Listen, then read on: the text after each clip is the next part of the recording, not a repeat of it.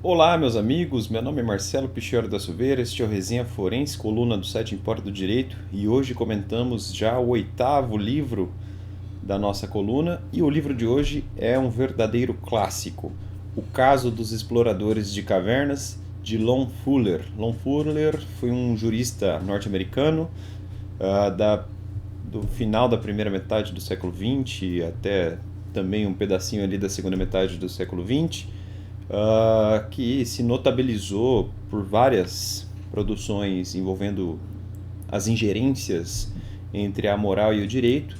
E o caso dos exploradores de cavernas é, na verdade, um paper que ele publicou, salvo o melhor juízo, em uma revista de Harvard. E o Plauto Faraco de Azevedo traduziu esse paper para nós como um livrinho, O Caso dos Exploradores de Cavernas, e a versão mais famosa, a edição impressa mais famosa é a da Porto Alegrense Sérgio Antônio Fabres, editor. Um livrinho verdinho, bem pequenininho, bem fininho, fácil de ler e, na minha opinião, uma leitura obrigatória. O livro é campeão de utilização nas graduações em Direito pelo Brasil como base para elaboração simulação, né, de júri penal, né, júri simulado de cariz penal.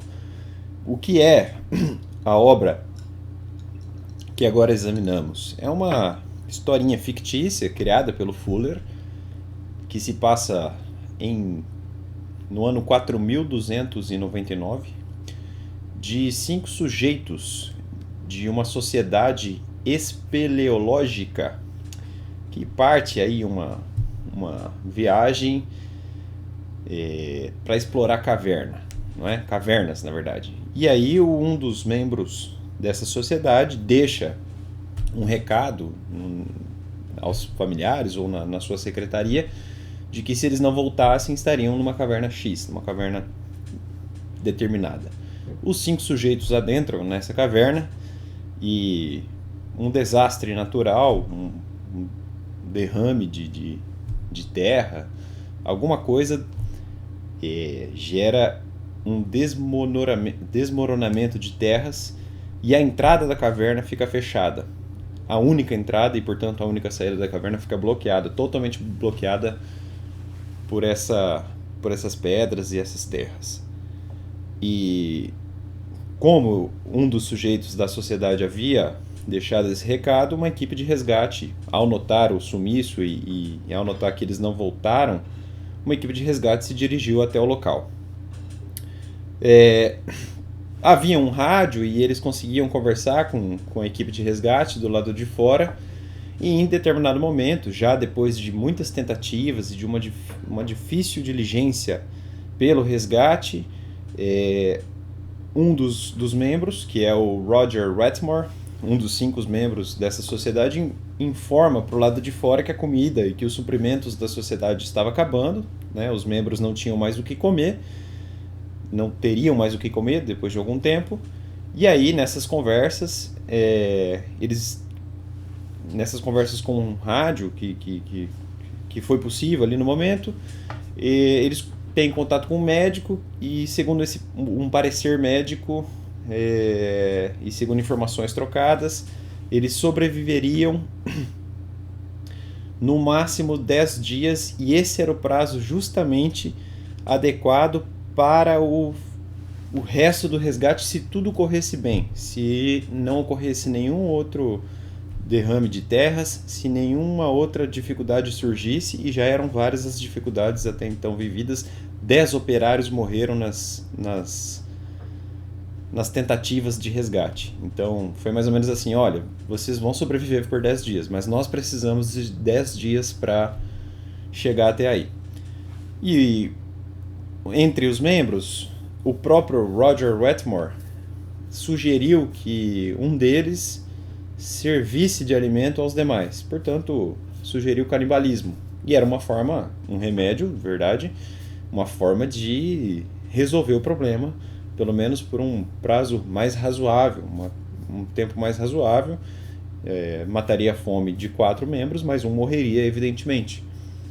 E Ao conversar com o pessoal de fora, ninguém se propôs a respondê-los. Nenhum médico ousou dizer se isso era ético ou antiético, nenhum sacerdote quis dar a resposta, nenhuma autoridade judicial ou executiva também quis respondê-los. Por um momento ali, eles desconfiaram que o rádio não estava mais funcionando, eles achavam que a pilha tinha acabado, mas depois se descobriu que na verdade a pilha não tinha acabado. Ou seja, eles ficaram no silêncio proposital do lado de fora. E aí, entre os membros, surgiu a ideia de resolver a questão no lançar de dados. Portanto, pela sorte, alguém ia ter que ceder, alguém seria comido. E no meio do lançar de dados, o Wetmore meio que desistiu e hesitou. O livro fica meio por cima assim, do que realmente aconteceu na caverna, mas o fato é que o Wetmore desistiu e alguém no lugar do Wetmore jogou os dados e, por alguma razão do destino, o Wetmore foi o escolhido para servir de comida aos colegas. O Wetmore evidentemente morreu, ele foi o escolhido de acordo com esse lançar de dados. Por cima do livro dá para perceber que foi um pouco... o lançar de dados não foi adequado dentro dos procedimentos internos ali do grupo. Ele não tinha concordado no final das contas com o lançar de dados e alguém jogou os dados no lugar dele. E no fim das contas ele teve que ceder. Ele morreu e serviu de comida aos colegas que sobreviveram e foram resgatados. Depois do resgate, eles receberam um tratamento, estavam desidratados, estavam desnutridos e, ao final, foram denunciados pelo cometimento do delito de homicídio. Foram condenados em primeiro grau pelo então Tribunal do Condado de Stouffville e eles interpuseram um recurso para a Suprema Corte de Newgarth, pretendendo, evidentemente, reformar a decisão ACO, que, repito, acabou condenando todos os membros da sociedade, os 4 sobreviventes, à pena de morte pela forca. Tá? Essa é a historinha. E quando o recurso chega à Suprema Corte de Newgarth, os 5 juízes, os famosos 5 juízes do caso dos exploradores de caverna, pronunciam seus votos. O primeiro juiz é o Treppenny, que fez as vezes do que hoje nós chamamos de relator. Ele relatou o caso, narrou os fatos e deu uma posição. Ele optou por manter a condenação originária. Tá? Só uma ressalva. Os membros condenados solicitaram ao chefe do executivo um perdão, uma clemência que parece existir no ordenamento jurídico fictício aqui. Então, se o membro do executivo oferecesse o perdão, estava tudo resolvido. Só que esse perdão ainda não veio e eles tinham que decidir essa questão, tá? Aí o Treppenny falou, olha, eu acho que essa questão tinha que ser decidida pelo executivo mesmo e eu acho que a decisão de primeiro grau foi correta. O juiz Foster absolveu os membros e se valeu de teses do direito natural, certo? Eu não vou ficar relatando todos os votos aqui, todas as decisões, todas as opiniões, basta ler a nossa resenha e o próprio livro. É só um recapitular rápido aqui. O ministro Tatin adotou uma postura abstencionista, um verdadeiro non-liquid, ao se abster da decisão. Ele falou, não me sinto pronto para decidir isso aqui, não vou dar meu voto. O juiz Ken optou pela condenação dos membros, invocando o direito positivo que era ali discutido. Eles cometeram homicídio e é assim assado. E o último dos juízes, o Handy, tem uma postura mais voltada ao realismo jurídico e, ouvindo a opinião popular, o que ele achou que era a opinião popular, resolveu votar pela absolvição. Resultado, 2 votos pela condenação, o Treppenny e o Ken, 2 votos pela absolvição, Foster e Handy, e 1 abstenção, Tatin. O presidente, que é o relator, né, o juiz Treppenny, deu uma cutucada no juiz Tatin para ver se ele mudava, para ver se ele ou absolvia ou condenava, e o Tatin manteve a posição abstencionista dele. No fim das contas, os membros foram condenados, mesmo com empate, isso gerava a condenação, por alguma razão interna ali do tribunal, e o colegiado condenou os quatro membros da sociedade espeleológica à pena de morte pela forca. tá? Por que o livro é muito interessante? Porque é uma situação muito extrema que faz confrontar, basicamente, o direito natural de um lado e o direito positivo de outro. Eu acho que todo mundo tá careca de saber a história, né? Todo mundo já leu esse livro e geralmente a opinião a opinião das pessoas sobre a situação dos sujeitos que mataram o Roger Wetmore para se alimentar, né, da carne dele, geralmente o pessoal fala que eles mereciam a absolvição porque era uma situação extrema, etc e tal. E eu não vou ficar discutindo isso, né? Eu trouxe uma discussão a mais que eu nunca vi por aí sobre ativismo judicial. Na minha opinião, o juiz Foster e principalmente o Handy personalizam bem o ativismo judicial entre nós, mais precisamente aquele que Georges Zabou e um outro autor, que infelizmente agora me escapa o nome, eles escreveram em coautoria, está na nossa resenha, uma espécie de hermenêutica jurídica que insere no juiz os elementos de ideologia e de valores assumidos pelo julgador. E isso, evidentemente, descamba para a decisão. É esse tipo de ativismo que eu quero criticar aqui na nossa resenha, com base no livro O Caso dos Exploradores de Cavernas. E eu não vou negar, o meu juiz favorito aqui é o Ken, que é o menos queridinho de todo mundo. O Ken, ele é chamado por alguns de positivista num tom ruim, como se ele fosse um juiz turrão. Mas, de todos esses juízes, de todos eles, mais até que o próprio Trepany, o Ken, ele falou, olha, realmente a minha decisão, ela não é popular, mas eu não estou aqui para agradar a opinião popular, eu não estou aqui para falar qual é a minha moral. E ele fala, olha, minha opinião pessoal realmente é de que eles não mereceriam a pena de morte, eles deveriam lograr a absolvição. Mas, como juiz, eu tenho que separar a minha opinião pessoal do sistema jurídico. O sistema jurídico, queiramos ou não, impõe a pena. E eles merecem sim a pena. O executivo até poderia fornecer a clemência, uma espécie de indulto, que aparentemente o ordenamento jurídico ali do caso fictício do Fuller admite. E até agora não veio essa clemência. E não cabe a nós, juízes, fornecer a clemência. A opinião popular, na verdade, tem que cutucar o chefe do executivo. É ele que tem esse papel. O juiz não pode assumir, fazer às vezes de outros poderes. E é isso que eu gosto muito do voto do Ken, que na minha opinião é o mais interessante de todos. E, curiosamente, é o juiz menos queridinho aí, como eu falei, das graduações. Ninguém gosta do voto do Ken, todo mundo fala que ele é legalista, formalista, mas ele tem uma vantagem.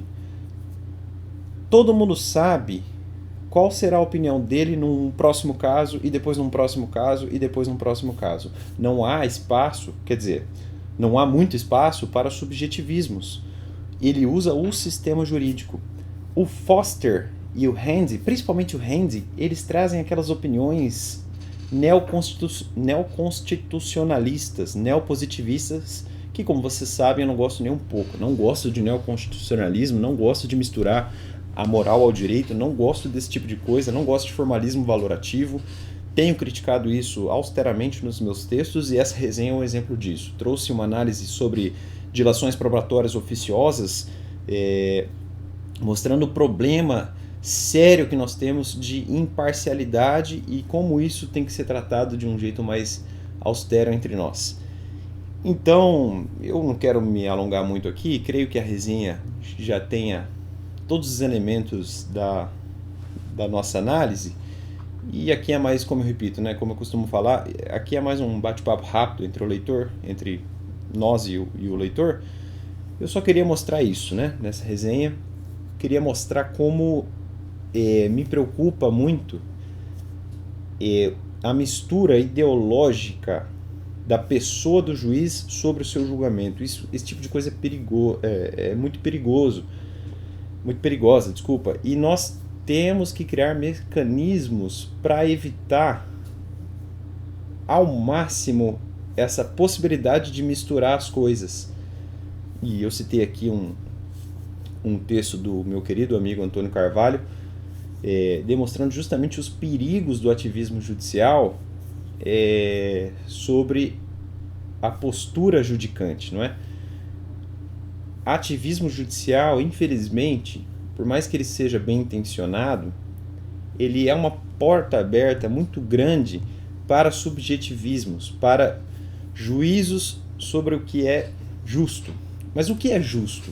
No fim das contas, a justiça não passa, na sua convicção aí, de você que me assiste, de uma opinião sua, pessoal e até arbitrária, muitas vezes, sobre um caso concreto. Eu tenho uma opinião sobre o caso dos exploradores de caverna que não se mistura com o resultado apontado pelo juiz Ken, que é o meu favorito, né? Eu acho que eu estou junto com o juiz Ken mesmo. Eu, pessoalmente, não acho que eles mereçam a pena, mas é um juízo meu e muito subjetivo da coisa. O sistema jurídico não permite, ao menos não daria espaço para aquele colegiado chegar numa conclusão diversa.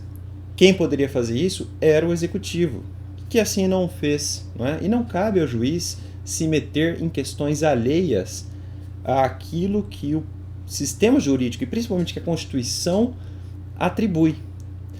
Então, esse é o recado final da nossa resenha. Espero que vocês tenham gostado. O Lorenzetti, Ricardo Luiz Lorenzetti, autor dessa obra aqui que eu quero examinar em breve, ele faz uma apreciação também desses juízes e mostra o problema da contaminação ideológica de uma decisão e de um juiz. Então, eu vou encerrar a resenha por aqui. Creio que é melhor, nesse caso específico, ler o livro e a resenha. Eu acho que a versão audiovisual aqui é redundante e passa mais pela formalidade, porque a coluna exige sempre uma versão audiovisual. Eu tinha que gravar esse vídeo aqui. Então, espero que vocês tenham gostado. Vou encerrar já o nosso vídeo, já chega a 17 minutos. E voltamos semana que vem, sexta-feira, sempre com um novo livro. Já será a 9ª resenha forense do site Empório do Direito. Até mais, pessoal. Tchau.